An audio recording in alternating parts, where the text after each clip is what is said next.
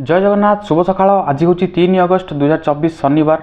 आज दिन में 10टी गुरुत्वपूर्ण खबर रही। जदि चैनल टी प्रथम कर चैनल टी सब्सक्राइब कर बेल आइकन दबाइदेवे और आपण भल पाए स्वरूप गोटे लाइक करदे।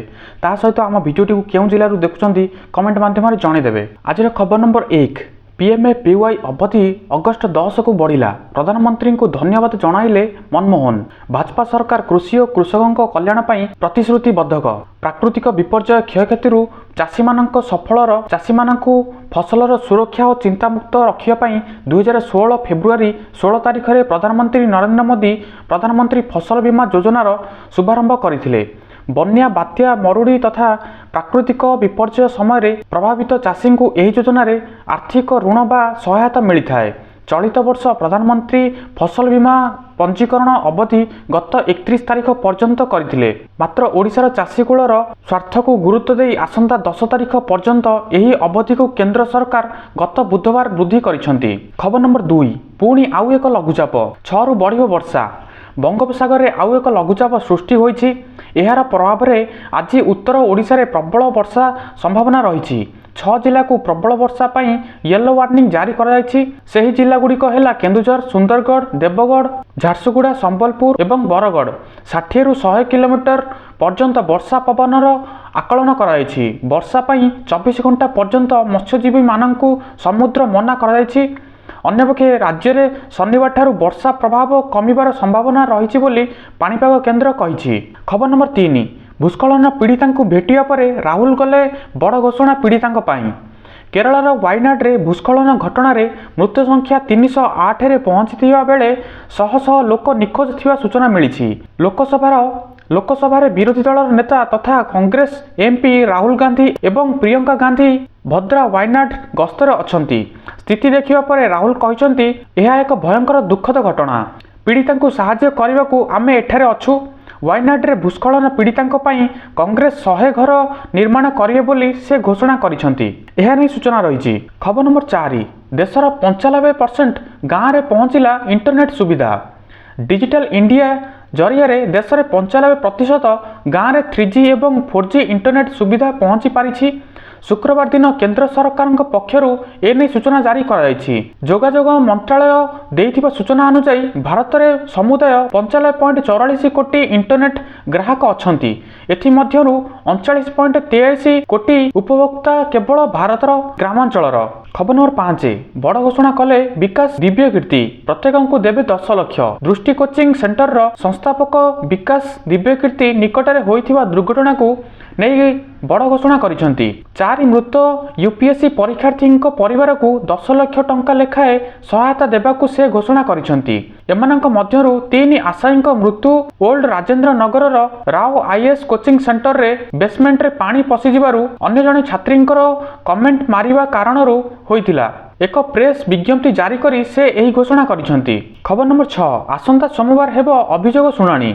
मुख्यमंत्री मोहन चरण माझी आसंता अगस्ट 5 तारिख जनसाधारण विभिन्न अभियोगर शुणाणी करिवे। भुवनेश्वर यूनिट 5 स्थित मुख्यमंत्री अभियोग प्रकोष्ठ रे पूर्वाह्न 11टारू अभियोग शुणाणी हेबो।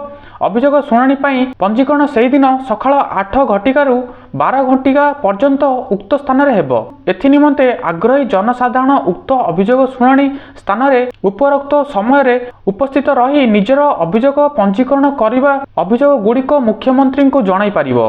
एने शुक्रवार साधारण प्रशासन और साधारण अभियोग विभाग पक्षर सूचना दिया जायछि। खबर नंबर 7 आसिला लेबर कार्ड नुआ लिस्ट चेक करंतु निज ना। श्रमिकों पई विभिन्न प्रकार योजना कार्यकारी करुछंती सरकार। तेबे एही योजना संपर्क में अधिकांश जानी पारु नथिबारु एहार लाभ उठाई पारु नाहांती।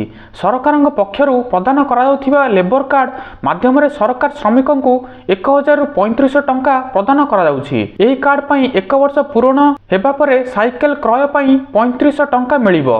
सेही भली श्रमिकों पई उपकरण किनिबाकू सरकार लेबर कार्ड माध्यम रे 15,000 टंका जोगाई देबे। केवल निर्माण कारीगरी को यही सुविधा जोगाई दिया जिवो।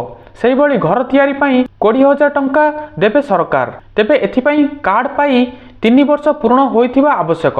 खबर नंबर 8 4 दिन सबु छुट्टी। अगस्ट रे एतिक दिन बंद रहिबो स्कूल कॉलेज एवं सरकारी ऑफिस। बड़ छुट्टी घोषणा। एठारे 3 दिन बंद रहिबो स्कूल कॉलेज और सरकारी ऑफिस। ବାସ୍ତବରେ ସରକାରୀ କର୍ମଚାରୀ ଶିକ୍ଷକ ଏବଂ ବିଦ୍ୟାଳୟର ଛାତ୍ରଛାତ୍ରୀ ମାନେ ଏହି ଛୁଟିର ଲାଭ ପାଇବାକୁ ଯାଉଛନ୍ତି। ଆମେ ଆପଣଙ୍କୁ କହୁଛୁ ଯେ ଏଥର ଅଗଷ୍ଟ 15 ଅର୍ଥାତ୍ ସ୍ୱାଧୀନତା ଦିବସ ଗୁରୁବାର ଦିନ ପଡ଼ୁଛି। ଏହାପରେ 17 ଏବଂ 18 ତାରିଖ ଶନିବାର ଏବଂ ରବିବାରର ମଧ୍ୟ ଛୁଟି ଦିନ ଅଛି। ସେହିପରି ରାକ୍ଷୀ ପୂର୍ଣ୍ଣିମା ଅଗଷ୍ଟରେ 29ରେ ପଡ଼ୁଛି। ତେବେ ଅନେକ ରାଜ୍ୟରେ ଲଗାତାର 4 ଦିନ ଛୁଟି ରହିବ। ଏହା ନେଇ ସୂଚନା ରହିଛି। ଖବର ନମ୍ବର 9, ଏସ୍ଏସ୍ସିରେ ପୂରଣ ହେବ ଷ୍ଟେନୋଗ୍ରାଫର ପଦବୀ, ସୁଯୋଗ ନେବେ 12 ପିଲା। ସରକାରୀ ଚାକିରି ପାଇଁ ଅପେକ୍ଷା କରିଥିବା ପ୍ରାର୍ଥୀଙ୍କ ପାଇଁ ସୁବର୍ଣ୍ଣ ସୁଯୋଗ। ଆପଣ ଯଦି ସରକାରୀ ଚାକିରି କରିବା ନେଇ ସ୍ୱପ୍ନ ଦେଖୁଛନ୍ତି ତେବେ ଏହି ଖବର ଆପଣଙ୍କ ପାଇଁ। ସରକାରୀ କର୍ମଚାରୀ ଚୟନ ଆୟୋଗ ଏସ୍ଏସ୍ସି ଏ ନେଇ ବିଜ୍ଞପ୍ତି ପ୍ରକାଶ କରିଛି। ଏହି ବିଜ୍ଞପ୍ତି ଅନୁସାରେ ଅନେକ ଗୁଡ଼ିଏ ପଦବୀ ପୂରଣ ହେବ। ଏହି ନିଯୁକ୍ତି ବିଷୟରେ ବିସ୍ତୃତ ଭାବେ ଭିଡ଼ିଓଟିକୁ ଦେଖନ୍ତୁ। ଏହି ନିଯୁକ୍ତି ମାଧ୍ୟମରେ ଏସ୍ଏସ୍ସିରେ ଷ୍ଟେନୋଗ୍ରାଫର ଗ୍ରେଡ୍ ସିର ଏବଂ ଗ୍ରେଡ୍ ଡି ପଦବୀ ପୂରଣ ହେବ। ଏନେଇ ଅନଲାଇନ୍ ମାଧ୍ୟମରେ ଆବେଦନ କରିବାକୁ ପଡ଼ିବ। ଉଭୟ ପୁରୁଷ ଓ ମହିଳା ଆବେଦନ କରିପାରିବେ। 12 ପାସ୍ କରିଥିବା ପିଲା ଏହାର ସୁଯୋଗ ନେଇପାରିବେ। ଏହି ନିଯୁକ୍ତି ମାଧ୍ୟମରେ 2000ରୁ ଅଧିକ ପଦବୀ ପୂରଣ ହେବ। ଯୋଗ୍ୟ ଆଗ୍ରହୀ ପ୍ରାର୍ଥୀମାନେ ଏସ୍ଏସ୍ସିର ଅଫିସିଆଲ ୱେବସାଇଟ୍ ssc.gov.in କୁ ଯାଇ ଆବେଦନ କରିପାରିବେ। ଖବର ନମ୍ବର 10, ତୁର୍କୀରେ ଇନଷ୍ଟାଗ୍ରାମରେ ଲାଗିଲା ପ୍ରତିବନ୍ଧକ। ହାନିଏଙ୍କ ହତ୍ୟା ବାର୍ତ୍ତାକୁ ମେଟା କରିଥିଲା ବ୍ଲକ। ଲୋକପ୍ରିୟ ସୋସିଆଲ ମିଡିଆ ପ୍ଲାଟଫର୍ମ ଇନଷ୍ଟାଗ୍ରାମ ତୁର୍କୀ ନିଷେଧ କରିଛି। ଇନଷ୍ଟାଗ୍ରାମ ଉପରେ ପ୍ରତିବନ୍ଧକ ଲଗାଇବାର ନିଷ୍ପତ୍ତି ସମ୍ପର୍କରେ ତୁର୍କୀ ପକ୍ଷରୁ କୌଣସି ସୂଚନା ଦିଆଯାଇ ନାହିଁ। ଆହୁରି ମଧ୍ୟ ସୋସିଆଲ ମିଡିଆ ପ୍ଲାଟଫର୍ମରେ ଏହି ପ୍ରତିବନ୍ଧକ କେତେ ଦିନ ପର୍ଯ୍ୟନ୍ତ ବଳବତ୍ତର ରହିବ ତାହା କୁହାଯାଇ ନାହିଁ।